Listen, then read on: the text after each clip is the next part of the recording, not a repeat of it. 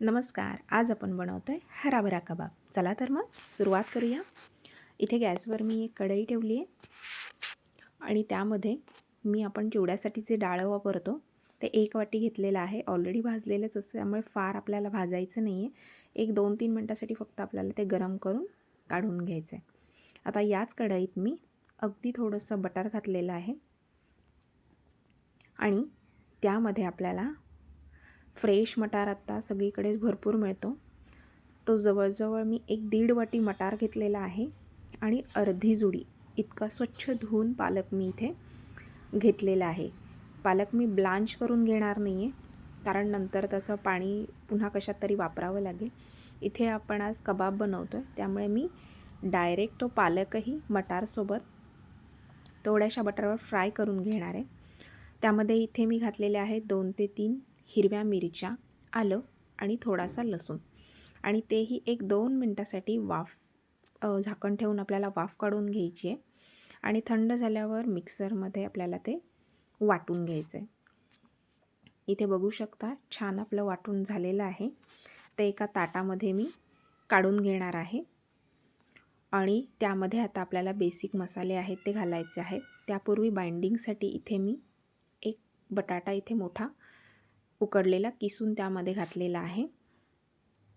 आता त्यामध्ये आपल्याला धणे जिऱ्याची पावडर घातलेली आहे, आमचूर पावडर घातलेली आहे, चवीप्रमाणे मीठ घातलं आहे आणि अगदी थोडंसं कलर बदलणार नाही इतपत लाल तिखट घातलेलं आहे. आणि सुरुवातीला जे आपण डाळ भाजून घेतलं होतं त्याची इथे मी मिक्सरमध्ये पावडर करून घेतली होती, ती इथे मी बाइंडिंगसाठी वापरलेली आहे. आता हे सगळं आपल्याला छान मिक्स करून घ्यायचं आहे आणि त्यानंतर आपण कबाब रेडी करणार आहोत. तर इथे मी आईस्क्रीम स्टिक घेतलेली आहे. जे आपलं सगळं मिश्रण आहे त्यापैकी थोडासा पोर्शन घेऊन आपल्याला हातामध्ये थोडंसं रोल करून त्यामध्ये आईस्क्रीम स्टिक ठेवून ते पुन्हा एकदा त्यामध्ये पॅक करून घ्यायचं आहे, वरून मिश्रण सगळीकडे त्याला कोट करून.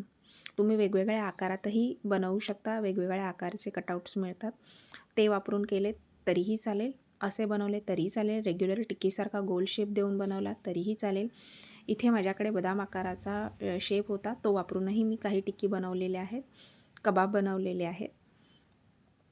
चला तर मग दोन्ही प्रकारे बनवून तयार झालेले आहेत. आता ह्याला आपण शॅलो फ्राय करून घेणार आहोत.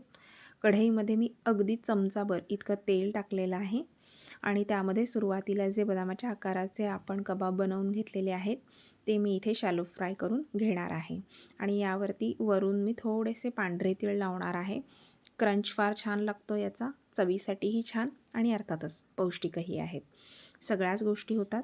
दोन्ही बाजूला आलटून पालटून आपल्याला हे कबाब छान भाजून घ्यायचे आहेत. अतिशय हेल्दी रेसिपी आहे. मुलांच्या छोट्या टिफिनसाठी किंवा अगदी स्नॅक्ससाठी, सकाळच्या नाश्त्यासाठीही अगदी छान आणि पटकन होणारी पण तितकीच हेल्दी अशी ही रेसिपी आहे. छान सगळ्या हिरव्या भाज्या पोटात जाणार आहे, त्यामुळे करून नक्की बघा.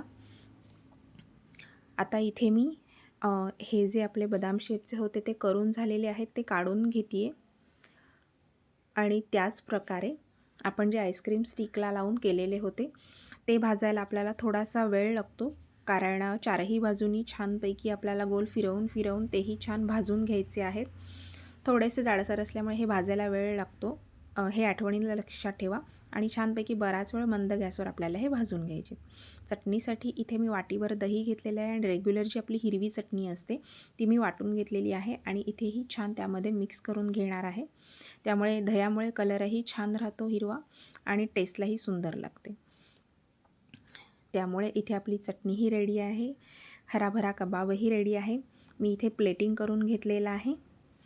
बघू शकता अतिशय सुंदर टेस्टी हराभरा कबाब आपला रेडी झालेला आहे. अतिशय हेल्दी रेसिपी. कशी वाटली ते कमेंटमध्ये मला नक्की सांगा आणि रेसिपी आवडली तर चॅनलला लाईक, शेअर, सबस्क्राईब नक्की करा. चला तर मग पुन्हा भेटूया अशाच एका हेल्दी रेसिपीसह आपल्या द किचन क्रेझीमध्ये. Bye bye.